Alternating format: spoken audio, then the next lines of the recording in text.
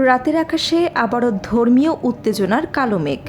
বাবরি মসজিদ জ্ঞানবাপীর পর এবার নতুন বিস্ফোরণের কেন্দ্র ভোজশালা কামাল মাওলা মসজিদ। ৬০০ বছরের পুরনো এই ঐতিহাসিক স্থাপনাকে সরস্বতী মন্দির ঘোষণা করে বিতর্কিত রায় দিয়েছে মধ্যপ্রদেশ হাইকোর্ট। আদালতের নির্দেশ, পূজার অধিকার শুধুমাত্র হিন্দুদের, মুসলিমদের খুঁজতে হবে নতুন জায়গা। আর সেই রায় ঘিরেই প্রশ্নে কাঁপছে গোটা ভারত। তাহলে কি ধীরে ধীরে বদলে যাচ্ছে দেশের ধর্মীয় মানচিত্র? ইতিহাসের নামে কি শুরু হয়েছে নতুন এক দখলের রাজনীতি?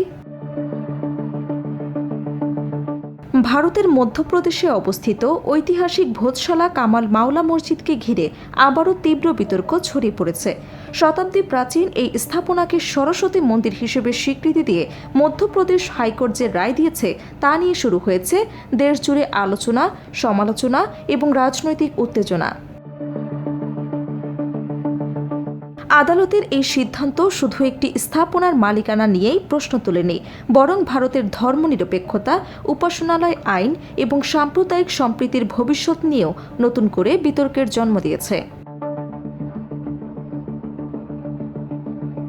মধ্যপ্রদেশ হাইকোর্টের বিচারপতি বিজয় কুমার এবং বিচারপতি অলোক অবস্থির বেঞ্চ শুক্রবার এই রায় ঘোষণা করেন।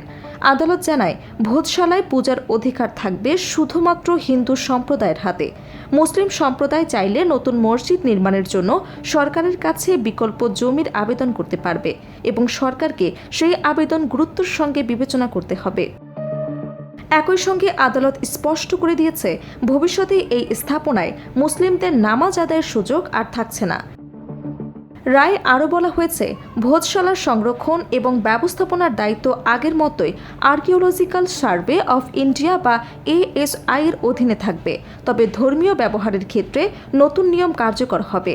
এবং এই সিদ্ধান্ত প্রকাশের পর থেকেই ভারতের রাজনৈতিক অঙ্গনে শুরু হয়েছে তুমুল প্রতিক্রিয়া।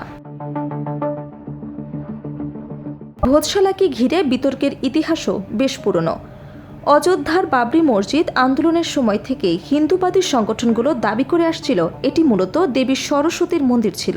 তাদের মতে পারমার রাজবংশের রাজা ভোজের আমলে সেখানে সরস্বতী মন্দির এবং সংস্কৃত শিক্ষাকেন্দ্রকে গড়ে তোলা হয়েছিল। হিন্দু সংগঠনগুলোর দাবি, পরবর্তীতে মুসলিম শাসনামলে সেই মন্দিরের অংশ পরিবর্তন করে সেখানে মসজিদ প্রতিষ্ঠা করা হয়। অন্যদিকে মুসলিম সম্প্রদায়ের দাবি সম্পূর্ণ ভিন্ন।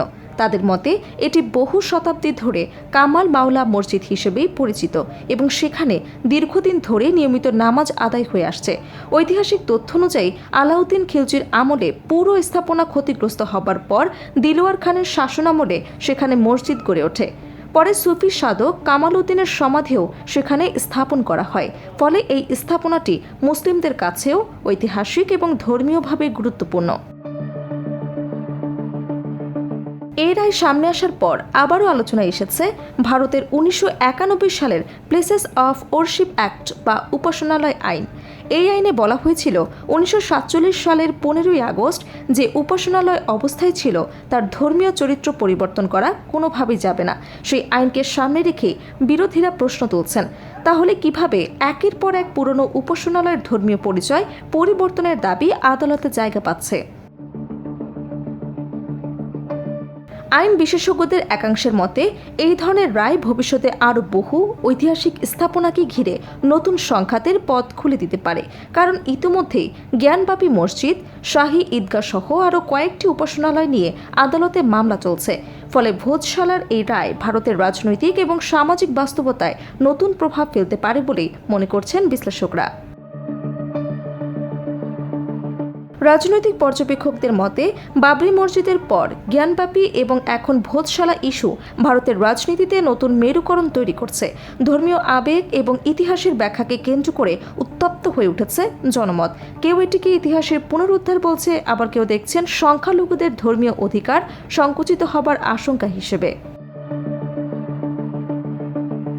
এখন পুরো উপমহাদেশের নজর এক প্রশ্নে, ইতিহাসের ব্যাখ্যা কি সত্যি নতুন রূপ পাচ্ছে, নাকি ধীরে ধীরে বদলে যাচ্ছে ভারতের ধর্মীয় এবং রাজনৈতিক বাস্তবতা?